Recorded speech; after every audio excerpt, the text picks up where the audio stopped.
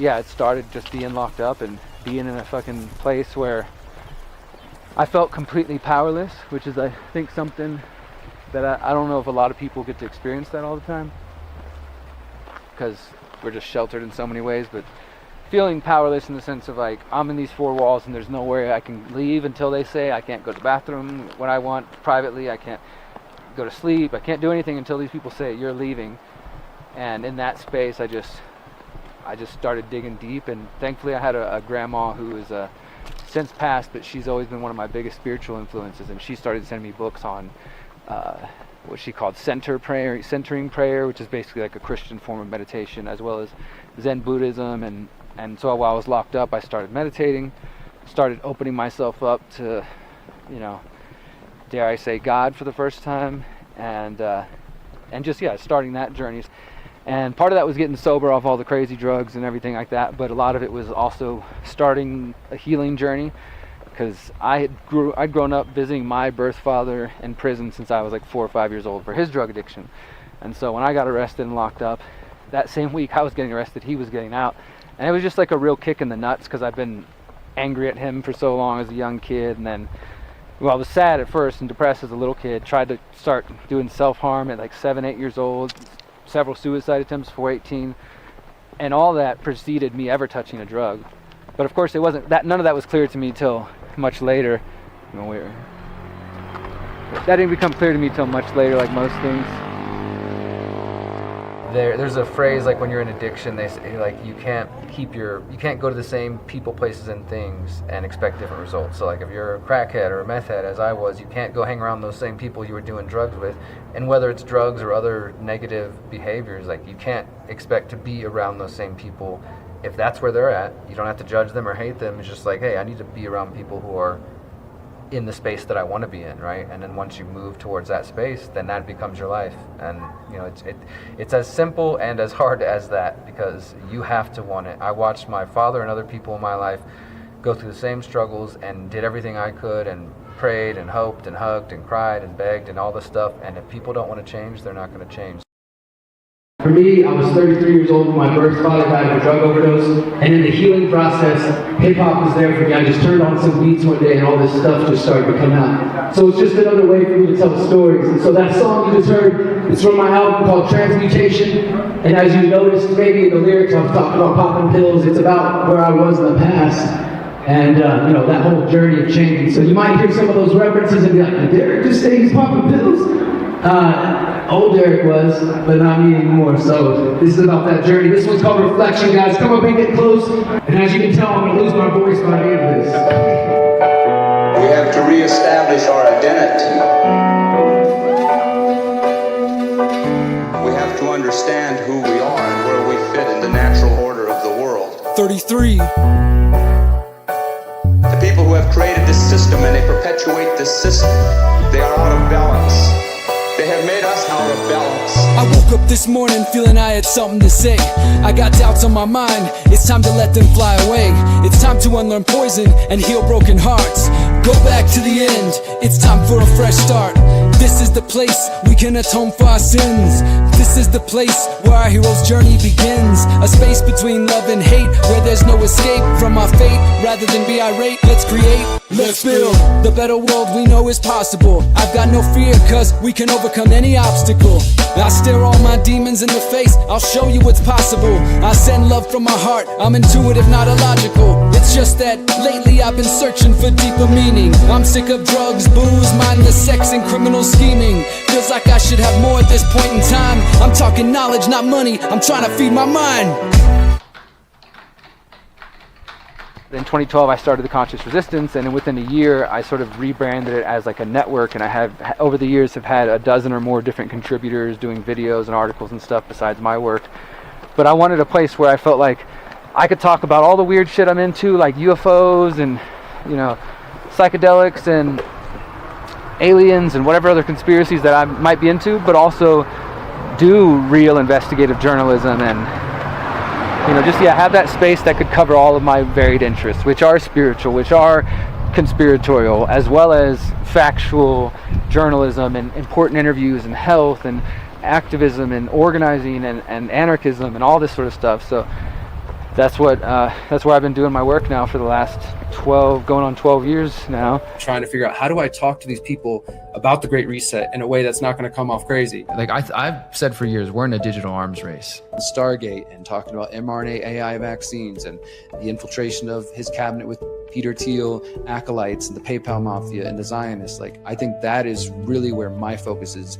And that's what I'm just trying to get more and more people to pay attention to. There's not too many people paying attention to this. I'm searching every single day, even in the corporate media. It's almost as if they don't want to even talk about it until it's done, so the public doesn't have a chance to sort of rally and push back. As Hannah Arendt would say, that it's dictatorship by bureaucracy, and everything that's going on there, and then really the powers of the lobbyists, which should be illegal. It's just legalized bribery, as we all know, and the NGOs, the think tanks, the military-industrial complex, whatever this vassal state, it's failed. People didn't have a label like Democrat or Republican. I think most people want to be free, you know. I think just sort of the standard for the mainstream world of politics, that they find certain things to focus on and to bicker about and to get people arguing about at work and online, when there's these deeper issues sort of going on behind the scenes.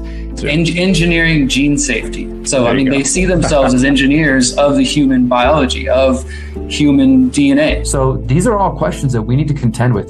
This isn't a far off reality, like 10 years, 15, 50 years in the future. This is the next couple years. Clearly, we need solutions right now. We're in a very difficult point, and the future of that we've been fighting is right on the cusp of coming into reality. So when the Great Reset was announced, the Freedom Cell Network said, like, let's bring people together, and James participated in our event called the Greater Reset Activation. We consider it an activation meant to inspire, motivate people. Be on stage right now. All right, everybody. But I want to make this clear, my friends. Thank you. Make some noise, guys. I want to make it clear, though. We call this an activation for a very specific reason. It's not just a marketing gimmick. We don't call this a festival or a conference or just an event, even though it has pieces of all those things. We want you to spend the next 5 days and soak up every moment of this, my friends. I promise you it's going to go by way too fast, and when you're heading home, hopefully you're filled with so much joy, so much love, so much excitement, and you're activated, and you're motivated, and you're ready to go home and take all the lessons and all the knowledge that you gained and implement them in your local community, okay? Yeah, I mean, my life has changed immensely in the last 20 years, from being where I was and being on drugs, being depressed, being suicidal, all that stuff, and then diving into activism and journalism and kind of committing my life, not only just to this career path, I guess, but also just this, I see it more of, I guess, a lifestyle or a calling, something deeper than just, oh, it's a job I have, if you can call it even that, because I feel like for those of us who are consumed by this, it becomes everything you do.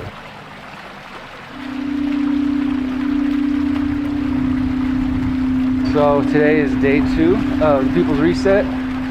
Today is focused on permaculture and food independence. And then we're going to do a panel all about permaculture in Mexico. And and then we got an eco-village networking session is how things end today. Because a lot of people come here looking for community. They're coming from some other country, or they want to move to Mexico, or they're just looking for more connections. So tonight's networking is going to be focused specifically on eco-villages and people who have land, people who are looking for land, people who have money looking for community, etc., etc.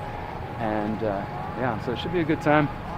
It's usually one of our most popular days, I think, because more and more people, whether they're trying to be a farmer or gardener or not, they understand the importance of getting closer to their food, whatever that means for them.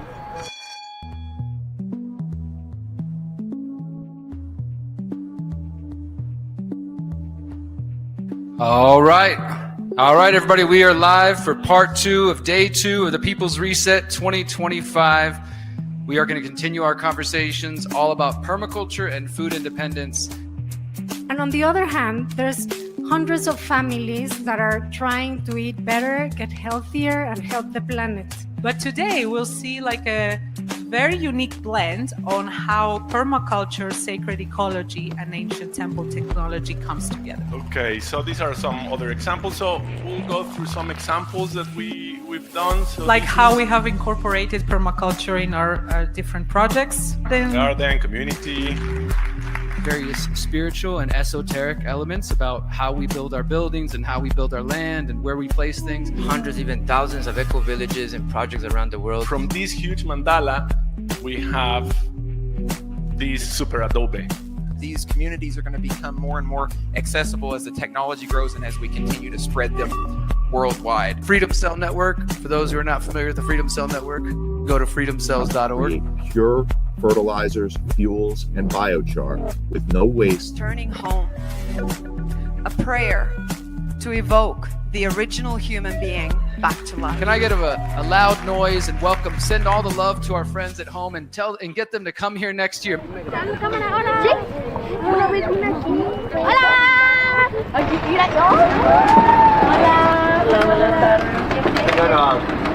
Hi, baby.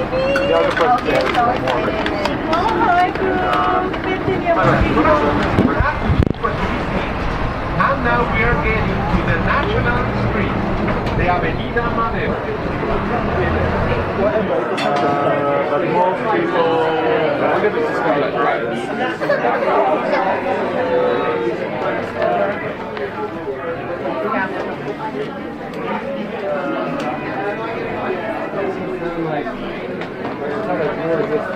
All too often, the simplest things are the best. People overcomplicate food, right? Try to add too many ingredients and too many different things. It's about the way it's done, the process. You don't just dump it all in a pan and heat it up, right? It's about flavor development, releasing essential oils and so on. But it's the simple stuff. You know, Derrick is probably one of the best people I know in this field. You know, and when I started doing this, I remember when I was looking at Derrick's work as a new thing I was doing and looking forward to trying to overlap and get him on the show, you know. And in the long period of overlap we've had, I've come to realize he's probably, you know, if not one of the most genuine, hardworking, dedicated people in this field. And I'm honored to be working alongside him. So the Independent Media Alliance is an effort by myself, Whitney Webb, and Ryan Christian of The Last American Vagabond to try to bring together voices that we think have been sane. It is a loose gathering of people that have the same principles, the same mindset, the same integrity, the nonpartisan, objective, fact-based reporting. Some of the voices are more new, others have been around for a decade plus, longer than myself. And so Derrick and Whitney being a part of that, I think, you know, all of us together, I think it's profound. I mean, I think it's the time for this to happen. It's about like showing that these both sides are actually converging and headed in the same direction. You know, maybe the Democrats call for digital ID because of COVID and vaccine passports, but the Republicans call for similar things under the guise of fixing the elections and fighting immigration and stuff like that. And so that's kind of been our larger goal, is to just show people that these two different factions, or what appear to be factions, are not on our side, and just calling that out. Trying to show those out there who are maybe feeling a little bit lost and confused about what's going on in the world, how we should be looking at this false binary. The federal government has been operated as a criminal enterprise on a financial basis, period. This network of organized crime and intelligence agencies that have essentially fused their operations. Like the British directly put their hand, like one of those long rubber gloves, right through the State Department into the middle of the CIA. And that's been going on like longer than I've been alive. He is convergence between East and West. Two factions of a deep state competition take place to steer the military-industrial complex in this way or that way. We've shown you NASA, artificial intelligence, Google, quantum computing.